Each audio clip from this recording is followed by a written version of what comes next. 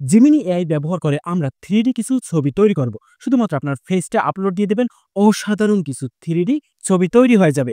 আজকের ভিডিওতে এমনই কিছু প্রম্পট দিব, যার মাধ্যমে আপনারা এই আকর্ষণীয় ছবিগুলো তৈরি করতে পারবেন। এই ছবিগুলো তৈরি করার জন্য আমরা সরাসরি চলে যাব জিমিনি অ্যাপ্লিকেশনে। আর যারা জিমিনি সম্পর্কে না জানেন এখনো, তারা সরাসরি প্লে স্টোরে গিয়ে সার্চ দিবেন জিমিনি। এই যে অ্যাপ্লিকেশনটা, এটি আপনার ফোনে ইনস্টল করে নেবেন। তো আমি ওপেন করে নেব। নিচে যে দুইটা ডট আছে, এখানে ক্লিক দিয়ে ছবি তৈরি করুন, এটার উপরে ক্লিক দেব। তারপর প্লাস বাটনের উপরে ক্লিক দিয়ে গ্যালারিতে চলে যাব। গ্যালারি থেকে এখান থেকে আমাদের এমন একটা ছবি নিতে হবে যেটা আমাদের ফেস ভালো বোঝা যায়। তো আমি এমনই একটা ফেস এখান থেকে নিয়ে নিলাম। তারপর এখানে আমাদের এই ছবিগুলো তৈরি করার জন্য প্রম্পট লিখতে হবে। প্রম্পটগুলো আমি ডিসক্রিপশন বক্সে দিয়ে দেবো, এবং কিছু প্রম্পটে আপনার নাম পরিবর্তন এবং অন্যান্য পরিবর্তন করতে হবে, সেটা আমি পর্যায়ক্রমে দেখিয়ে দেবো। সেক্ষেত্রে আমি নোটপ্যাডে যাব। নোটপ্যাডে এভাবে আপনাদের 1 নাম্বার 2 নাম্বার প্রম্পট দিয়ে সাজানো থাকবে। তো আমি এখান থেকে প্রথম যে প্রম্পটটা সেটা আমি কপি করে নেব।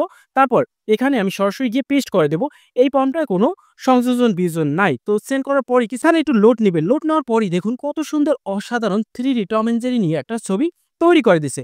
এখন আমি দ্বিতীয় প্রম্পটটা কপি করে দেখব সেটা আমাদের কি ছবি তৈরি হয়। তো একইভাবে এখানে আমি আমার একটা ছবি এড করে নিলাম। তারপর এখান থেকে দ্বিতীয় প্রম্পটটা কপি করার আগে এখানে দেখুন আছে আমার নাম। এই নামটা আপনাদের নাম দিতে হবে, না হয়তো কিন্তু আমার নামই চলে আসবে। তারপর এখান থেকে দ্বিতীয় নাম্বার প্রম্পটটা টোটালটা আমি কপি করে নিব। তারপর সরাসরি আবার একইভাবে আমরা জিমিনি অ্যাপ্লিকেশনে গিয়ে পেস্ট করে সেন্ড করে দেব। সেন্ড করার সাথে সাথে দেখুন এখানে আমার ফেসবুক নিয়ে একটা কত সুন্দর ছবি তৈরি করে দিছে। যারা ফেসবুকে এই ছবিগুলো আপলোড দিতে চান, তারা এইভাবে একটা ছবি তৈরি করে আপলোড দিতে পারেন।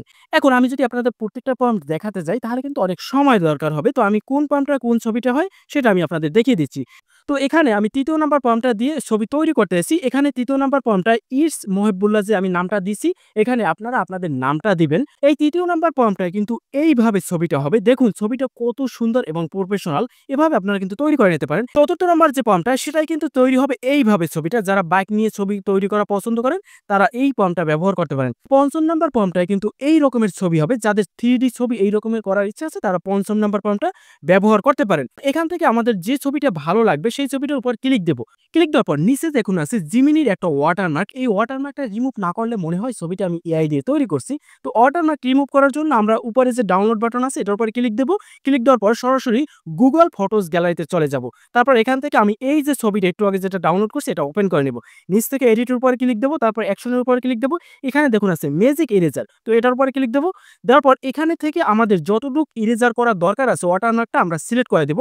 তারপর অটোমেটিক কিন্তু এখানে সিলেক্ট হয়ে যাবে। নিচ থেকে ইরেজারের উপরে ক্লিক দেব। একটু লোড নেবে।